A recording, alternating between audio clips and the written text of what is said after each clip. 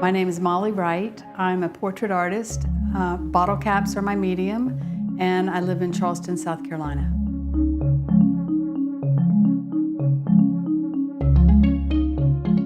Well, I first became an artist, or I first started dabbling with art when I guess I was about 30 years old, and I was working in horticulture. I was a buyer for a garden center, and I needed more of a creative outlet. And so I started painting on these old cans that were around the nursery. It was sort of a secret desire to be an artist, but I was afraid. I didn't think I wasn't sure how much talent I had. I mean, I really only did have a smidgen of talent then. It took, daily practice to develop. There's a church in my neighborhood that it has a sign on the steeple that says Jesus saves. What would Jesus save if Jesus saved something? Like, would he, save his money? Would he save stamps? Would he save coins? Would he save like bottle caps? I couldn't quite figure out how to depict that in a way that was recognizable. I had this big rusty sheet of metal. It was about 4 feet by 5 feet, and it just had all these rust streaks on it, but you could kind of imagine a face in the rust. I used paint to enhance the rust. I just used some brown paint on there, and then I took the bottle caps and I made a halo of bottle caps. And then I really liked the way it looked. So that was the first way that bottle caps ever, found themselves in my art.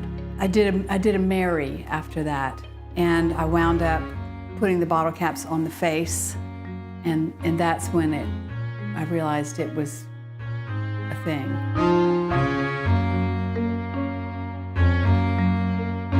My inspiration often comes from meditation. I didn't know what I was going to paint, so I would meditate about it, and then I would just fix on whatever would come out of that. I would often get some sort of idea, either during the meditation or right after.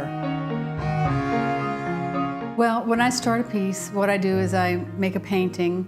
Well, painting helps with the color palette, and also it helps me know where I'm going to put things. Pretty early on in making portraits, I decided that the bottle caps needed to overlap instead of going next to each other, because if they're next to each other, there's going to be some space. So I started flattening them out, and then I glue them on. I overlap them like snakeskin scales, and then I choose the colors. I probably have 5 different yellows and 3 or 4 different pinks, and there's certain ones that look good next to each other. Other ones, I don't want the individual caps to pop out. I want it to blend. And I get the caps mostly on eBay. They're vintage caps. Some of them date back to the 30s or 40s. Hardly any are newer than the 70s. And most of them are unused overstock. I have very few caps that make good highlights for the hottest part, so I use those sparingly. There's certain colors that are kind of rare, like light blue, and then there's other caps like Donald Duck. I like to sprinkle a few really rare, obscure ones throughout the piece, so it's a surprise. There's a lot of little surprises. I'm so happy to have found a way to make a living as an artist that I'm pretty thrilled to be able to do portraits for regular people that will go in their homes and they get lots of enjoyment from it, and I get enjoyment from it, and I'm able to make this my life's work. Well, I think it's a success if I like it. You can't get too hung up on what other people like. I mean, you have to do what you like.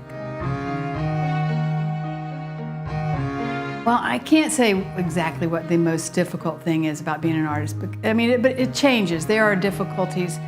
There can be financial inconsistency.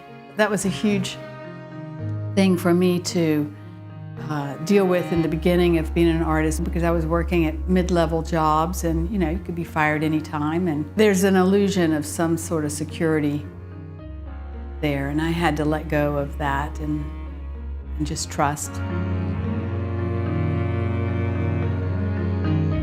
What I really love about being an artist is at the beginning of a piece, it's always really thrilling to me, and I work really fast when I start a piece because I just can't wait to see it. Well, if I didn't have art in my life, I don't know. I think I would just always, I would have to have some kind of art in my life. Yeah, if I didn't have this, I don't know what I would do. I worked at jobs I hated for 15 years or something before I started doing this, and basically got fired from every job I ever had before I started doing this. So something was telling me that I wasn't doing the right thing, and it took a long time for me to listen to that.